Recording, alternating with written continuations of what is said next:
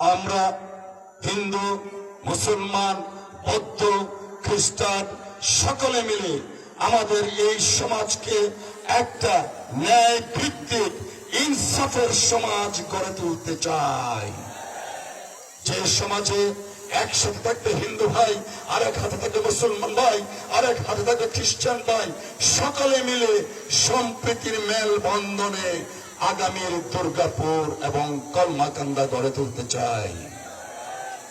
সেই জন্য আপনাদেরকে আমি অনুরোধ করব, স্বাধীনতার পর বহুবার ভোট দিয়েছেন, এইবারের ভোটটা দেন, যে ভোটটা আপনাকে নিশ্চয়তা দিবে সেই জঞ্জাল, জারিয়া জঞ্জাল থেকে দুর্গাপুরে রেল লাইন স্থাপনের নিশ্চয়তা দিতে পারবে সেই ভোটটা।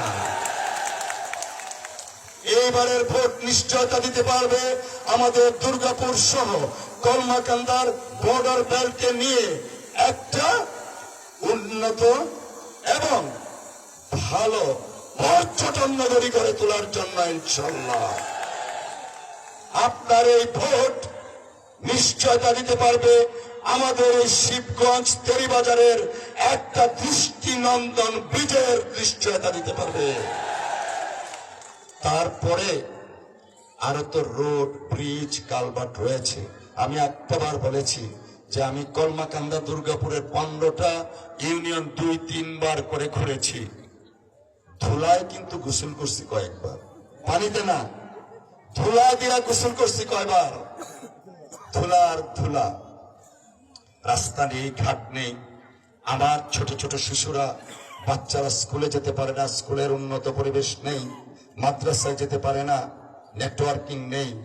আমি আপনাদেরকে কথা দিচ্ছি, ইনশাআল্লাহ আপনাদের ভোটে যদি নির্বাচিত হতে পারি, তাহলে আমাদের এই দুর্গাপুর কলমাকান্দার উন্নয়ন এমন পর্যায়ে যাবে যেন পার্শ্ববর্তী কয়েকটা উপজেলা বা জেলার লোকজন আপনাদের উন্নয়ন দেখে হিংসা করে ইনশাআল্লাহ।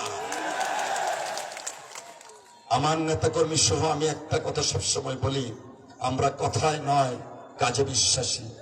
আমি এখানে যারা শ্রদ্ধেয় মুরব্বিয়ান আছেন, আমার বীর মুক্তিযোদ্ধারা আছেন, শহীদ পরিবারের সন্তানরা আছেন, আমার ভাইয়েরা আছেন, বোনেরা আছেন, ওলামা কেরাম আছেন, প্রত্যেকের কাছে আমি অনুরোধ জানাবো, আমরা একটা নতুন মানবিক দুর্গাপুর কলমাকান্দা গড়ে তুলতে চাই, যে দুর্গাপুর কলমাকান্দায় প্রত্যেকটা শ্রেণী পেশার মানুষের আগামীর ভবিষ্যৎ সুনিশ্চিত হবে।